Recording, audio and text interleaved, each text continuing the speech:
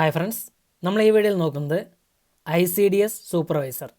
ഈ എക്സാമുമായി ബന്ധപ്പെട്ടുകൊണ്ട് ഒരു പ്രീവിയസ് ഇയർ ക്വസ്റ്റ്യൻസ് ആണ്. ICDS സൂപ്പർവൈസർ പരീക്ഷ 2004 നടന്ന എക്സാമിൻ്റെ ക്വസ്റ്റ്യൻ പേപ്പറും ആൻസറുമാണ് ഇതിൽ പറയുന്നത്. കോട്ടയത്തിനടുത്തുള്ള ഐമനം ഗ്രാമത്തിൽ നടക്കുന്ന കഥ പറഞ്ഞ ഇന്ത്യൻ ഇംഗ്ലീഷ് സാഹിത്യകാരൻ അല്ലെങ്കിൽ സാഹിത്യകാരി Arundhati Roy. The God of Small Things എന്ന കൃതിയിലാണ് ഐമനം ഗ്രാമത്തെക്കുറിച്ച് പ്രതിപാദിക്കുന്നത്. The Greater Common Good, Algebra of Infinite Justice, The End of Imagination എന്നിവ അരുന്ധതി റോയുടെ പ്രധാനപ്പെട്ട കൃതികളാണ്.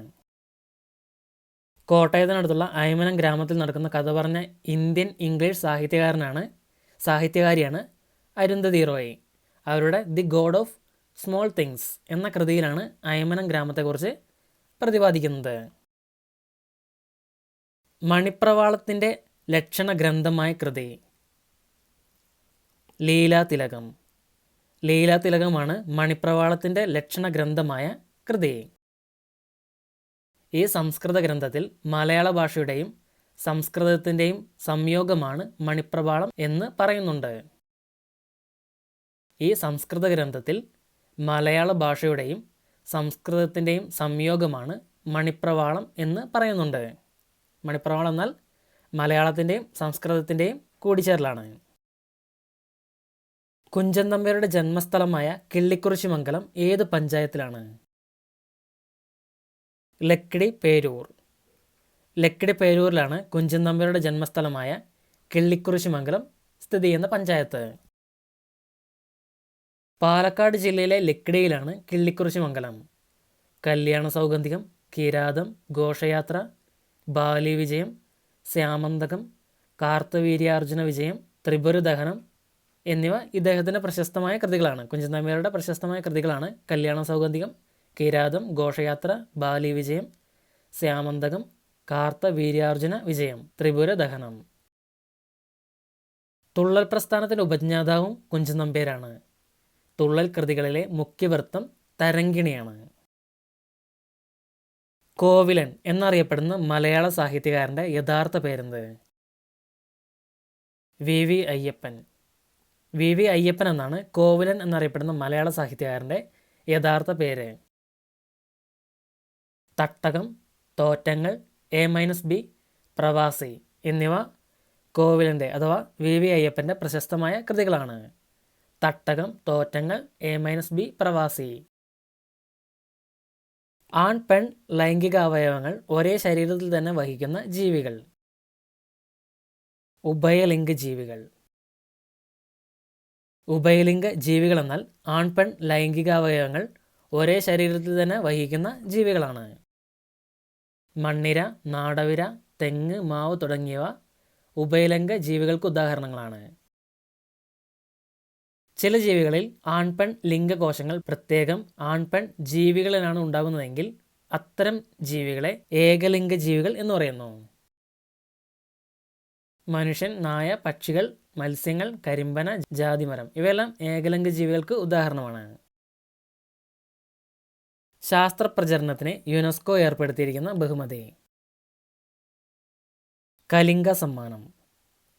കലിംഗ സമ്മാനമാണ് അഥവാ കലിംഗ പുരസ്കാരമാണ് ശാസ്ത്രപ്രചരണത്തിന് യുനെസ്കോ ഏർപ്പെടുത്തിയിരിക്കുന്ന ബഹുമതി. മുൻ ഒറീസ മുഖ്യമന്ത്രിയായിരുന്ന ബിജു പട്നായിക് സ്ഥാപിച്ച കലിംഗ ഫൗണ്ടേഷനാണ് ഈ അവാർഡ് നൽകാനുള്ള ധനസഹായം യുനെസ്കോയ്ക്ക് നൽകിയത്. 1952 മുതലാണ് ഈ അവാർഡ് ശാസ്ത്രരംഗത്തെ പ്രവർത്തനങ്ങൾക്ക് നൽകി തുടങ്ങിയത്. ഇന്ത്യൻ നാട്ടുരാജ്യങ്ങളിൽ ആദ്യമായി നിയമസഭ രൂപീകരിച്ച രാജാവ് ശ്രീ മൂലം തിരുനാൾ രാമവർമ്മ. ശ്രീ മൂലം തിരുനാൾ രാമവർമ്മയാണ് ഇന്ത്യൻ നാട്ടുരാജ്യങ്ങളിൽ ആദ്യമായി നിയമസഭ രൂപീകരിച്ച രാജാവ്.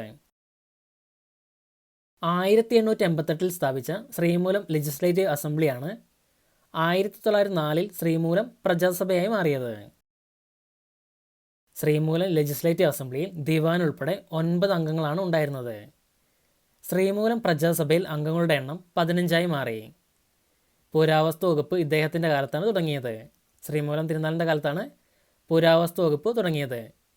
ബ്രിട്ടീഷ് ഇന്ത്യൻ മോഡൽ ഭരണ സംവിധാനം തിരുവിതാംകൂറിൽ ആരംഭിച്ചത് സ്വാതി തിരുനാളാണ്. സ്വാതി തിരുനാളാണ് ബ്രിട്ടീഷ് ഇന്ത്യൻ മോഡൽ ഭരണ സംവിധാനം തിരുവിതാംകൂറിൽ ആരംഭിച്ചത്. കടൽ യാത്ര നടത്തിയ ആദ്യ തിരുവിതാംകൂർ രാജാവ് ശ്രീ ചിത്തിര തിരുനാൾ ബാലരാമവർമ്മയാണ്. കടൽ യാത്ര നടത്തിയ ആദ്യ തിരുവിതാംകൂർ രാജാവാണ് ശ്രീ ചിത്തിര തിരുനാൾ മഹാരാജാവ്. ഭൂചലനം രേഖപ്പെടുത്തുന്നതിനുള്ള ഉപകരണം റിക്ടർ സ്കെയിൽ. റിക്ടർ സ്കെയിലാണ് ഭൂചലനം രേഖപ്പെടുത്തുന്നതിനുള്ള ഉപകരണം. 1 മുതൽ 10 വരെയാണ് റിക്ടർ സ്കെയിലിലെ അളവ്. തോത് 5.5-ൽ കൂടുതലായാൽ ഭൂകമ്പം വൻ നാശനഷ്ടങ്ങൾ ഉണ്ടാക്കും. ഭൂകമ്പങ്ങളുടെ തീവ്രത ആദ്യമായി തരംതിരിച്ച ചാൾസ് എഫ് റിക്ടറിൻ്റെ ഓർമ്മയ്ക്കായിട്ടാണ് റിക്ടർ സ്കെയിലിന് ആ പേര് നൽകിയത്. ഭൂകമ്പ തരംഗങ്ങൾ രേഖപ്പെടുത്താനാണ് സീസ്മോഗ്രാഫ് ഉപയോഗിക്കുന്നത്. ഭൂകമ്പ തരംഗങ്ങൾ രേഖപ്പെടുത്തുവാൻ സീസ്മോഗ്രാഫ് ഉപയോഗിക്കുന്നു. ഭൂചലനം രേഖപ്പെടുത്തുന്നതിനുള്ള ഉപകരണമാണ് റിക്ടർ സ്കെയിൽ. ജീവികളും പരിസ്ഥിതിയും തമ്മിലുള്ള ബന്ധം പ്രതിപാദിക്കുന്ന ശാസ്ത്രശാഖ ഇക്കോളജി. ഇക്കോളജിയാണ് ജീവികളും പരിസ്ഥിതിയും തമ്മിലുള്ള ബന്ധം പ്രതിപാദിക്കുന്ന ശാസ്ത്രരേഖ. ഡച്ചുകാരെ കുളച്ചൽ യുദ്ധത്തിൽ പരാജയപ്പെടുത്തിയ തിരുവിതാംകൂർ രാജാവ് മാർത്താണ്ഡവർമ്മ. മാർത്താണ്ഡവർമ്മയാണ് ഡച്ചുകാരെ കുളച്ചൽ യുദ്ധത്തിൽ പരാജയപ്പെടുത്തിയ തിരുവിതാംകൂർ രാജാവ്. ആധുനിക തിരുവിതാംകൂറിൻ്റെ ശില്പി എന്നറിയപ്പെടുന്നത് മാർത്താണ്ഡവർമ്മയാണ്. ശ്രീ പത്മനാഭസ്വാമി ക്ഷേത്രത്തിൽ മുറജപം, ഭദ്രദീപം എന്നിവ ആരംഭിച്ചത് മാർത്താണ്ഡവർമ്മയാണ്. തിരുവിതാംകൂറിൽ ജന്മിത്ത ഭരണം അവസാനിപ്പിച്ചതും മാർത്താണ്ഡവർമ്മയാണ്. 1741 ഓഗസ്റ്റ് 10-നാണ് ഡച്ചുകാരെ തോൽപ്പിച്ച കുളച്ചൽ യുദ്ധം മാർത്താണ്ഡവർമ്മ നടത്തിയത്. തിരുവിതാംകൂറിലെ ആദ്യത്തെ ഭൂസർവേ മാർത്താണ്ഡവർമ്മയുടെ കാലത്താണ് നിലവിൽ വന്നത്. മാർത്താണ്ഡവർമ്മ ജനിച്ചത് 1729-ലും അന്തരിച്ചത് 1756-ലുമാണ്. 1729-ൽ ജനിച്ചു, 1756-ൽ മരിച്ചു. ഇന്ത്യയിൽ കായിക താരങ്ങൾക്ക് നൽകുന്ന ഏറ്റവും വലിയ ബഹുമതി രാജീവ് ഗാന്ധി ഖേൽരത്ന അവാർഡ്. രാജീവ് ഗാന്ധി ഖേൽരത്ന അവാർഡാണ് ഇന്ത്യയിൽ കായിക താരങ്ങൾക്ക് നൽകുന്ന ഏറ്റവും വലിയ ബഹുമതി. 1991-92 ഏർപ്പെടുത്തിയ ഈ അവാർഡ് ആദ്യമായി ലഭിച്ചത് വിശ്വനാഥൻ ആനന്ദിനാണ്. രാജീവ് ഗാന്ധി ഖേൽരത്ന അവാർഡ് നേടുന്ന ആദ്യ വനിത കർണം മല്ലേശ്വരിയാണ്. രാജീവ് ഗാന്ധി ഖേൽരത്ന അവാർഡ് നേടുന്ന ആദ്യ മലയാളി KM ബീനാമോളുമാണ്. ഇന്ത്യയിലെ കായിക താരങ്ങൾക്ക് കേന്ദ്ര സർക്കാർ ആദ്യമായി ഏർപ്പെടുത്തിയ അവാർഡാണ് അർജുന അവാർഡ്. അർജുന അവാർഡ് ആദ്യമായി ലഭിച്ച മലയാളി ഹവിൽദാർ ബാലകൃഷ്ണനാണ്. അർജുന അവാർഡ് നേടുന്ന ആദ്യ മലയാളി വനിത KC ഏലിയാമ്മയാണ്. ജേർണലിസം, സാഹിത്യരചന, സംഗീതം, മാനേജ്മെൻറ്റ് എന്നീ മേഖലകളിലെ മികച്ച സംഭാവനകൾക്ക് USA നൽകുന്ന അവാർഡാണ് പുലിസ്റ്റർ അവാർഡ്. ആദ്യമായി പുലിസ്റ്റർ സമ്മാനം നേടിയ ഇന്ത്യക്കാരിയാണ് ജുംബ ലാഹിരി. മികച്ച കായിക പരിശീലകന് നൽകുന്ന അവാർഡാണ് ദ്രോണാചാര്യ അവാർഡ്. കായിക പരിശീലകന് നൽകുന്ന അവാർഡ്. പടയണി, തെയ്യം, പൂരക്കളി മുതലായ കലകൾക്ക് പൊതുവെ പറയുന്ന പേരെന്താണ്? അനുഷ്ഠാന കലകൾ. അനുഷ്ഠാന കലകൾ എന്നാണ് പടയണി, തെയ്യം, പൂരക്കളി മുതലായ കലകൾക്ക് പൊതുവെ പറയുന്ന പേര്. തെയ്യം, തിറ, പൂരക്കളി, ചിമ്മാനിക്കളി, കണ്യാർക്കളി, പടയണി, കുത്തിയോട്ടം, മുടിയേറ്റ്, വേലകളി, അയ്യപ്പൻ തീയാട്ട്, കളമെഴുത്തുപാട്ട്, ഗദ്ദിക എന്നിവയാണ് അനുഷ്ഠാന കലകൾ. ഡോക്ടർ സർവേപ്പള്ളി രാധാകൃഷ്ണൻ്റെ ജന്മദിനം എന്തായി ആചരിക്കുന്നു? അധ്യാപക ദിനം. അധ്യാപക ദിനമായിട്ടാണ് ഡോക്ടർ സർവേപ്പള്ളി രാധാകൃഷ്ണൻ്റെ, അതായത് ഡോക്ടർ രാധാകൃഷ്ണൻ്റെ ജന്മദിനം ആചരിക്കുന്നത്. ജവഹർലാൽ നെഹ്റുവിൻ്റെ ജന്മദിനം ശിശുദിനമായി ആചരിക്കുന്നുണ്ട്. CV രാമൻ രാമൻ എഫക്റ്റ് കണ്ടെത്തിയ ദിനം ഇന്ത്യയിൽ ശാസ്ത്രദിനമായി ആചരിക്കുന്നു. താജ്മഹലിൻ്റെ ശില്പി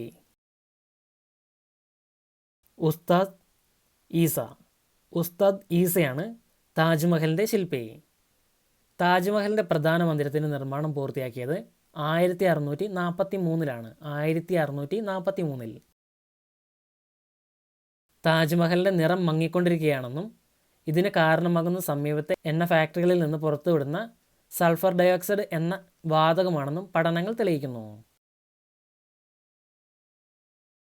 ഏറ്റവും കൂടുതൽ തവണ ഊർവശി അവാർഡ് നേടിയ ചലച്ചിത്ര നടിയെ? ഷബാന ആസ്മി. ഷബാന ആസ്മിയാണ് ഏറ്റവും കൂടുതൽ തവണ ഊർവശി അവാർഡ് നേടിയ ചലച്ചിത്ര നടി. ഏറ്റവും കൂടുതൽ തവണ ദേശീയ അവാർഡ് ലഭിച്ച മലയാളി നടിമാരാണ് ശോഭനയും ശാരദയും. ശോഭന ആൻഡ് ശാരദ. വൻമരങ്ങൾ രൂപഭംഗി നഷ്ടപ്പെടാതെ അവയെ ചെറിയ പാത്രങ്ങളിൽ ചെറുതായി വളർത്തുന്ന കലയാണ് ബോൺസായി. ബോൺസായി കൃഷി രീതിയുടെ ഉപജ്ഞാതാക്കൾ ജപ്പാൻകാരാണ്. വൻമരങ്ങളുടെ രൂപഭംഗി നഷ്ടപ്പെടാതെ അവയെ ചെറിയ പാത്രങ്ങളിൽ ചെറുതായി വളർത്തുന്ന കലയാണ് ബോൺസായി. കഥകളിയിലെ സ്ത്രീവേഷത്തിന് പറയുന്ന പേരെന്താണ്? മിനുക്ക്. മിനുക്ക് എന്നാണ് കഥകളിയിലെ സ്ത്രീവേഷത്തിന് പറയുന്ന പേര്. മുനിമാർക്കുള്ള വേഷം മിനുക്കാണ്. പച്ച നായകന്മാർക്കുള്ള വേഷമാണ്. ജയ്പൂർ കാലുകൾ കണ്ടുപിടിച്ചതാരാണ്? Doctor P K Sethi. Doctor P K സേതിയാണ് ജയ്പൂർ കാലുകൾ കണ്ടുപിടിച്ചത്. താഴെ പറയുന്നവരിൽ മിതവാദിയല്ലാത്ത നേതാവ് ആരാണ്? ലാല ലജ്പത് റായ്. ലാല ലജ്പത് റായ് ആണ് മിതവാദിയല്ലാത്ത നേതാവ്. അദ്ദേഹം തീവ്രവാദിയാണ്. പഞ്ചാബ് സിംഹം എന്നറിയപ്പെടുന്നത് ലാല ലജ്പത് റായ് ആണ്.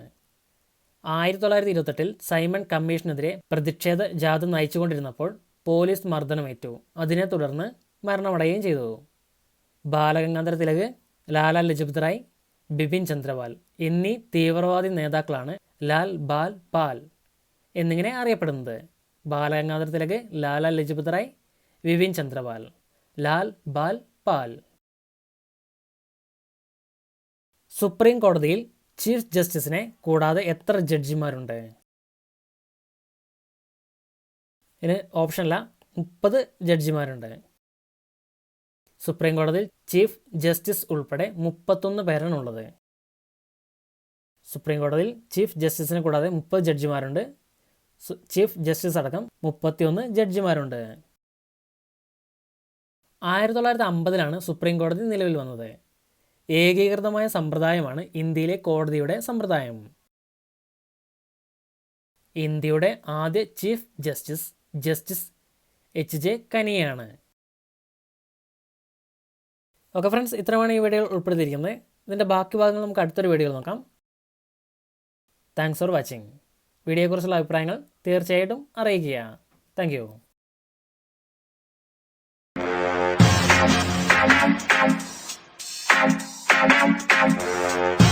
Subscribe for more videos. To get instant notification for new videos, click on the bell icon.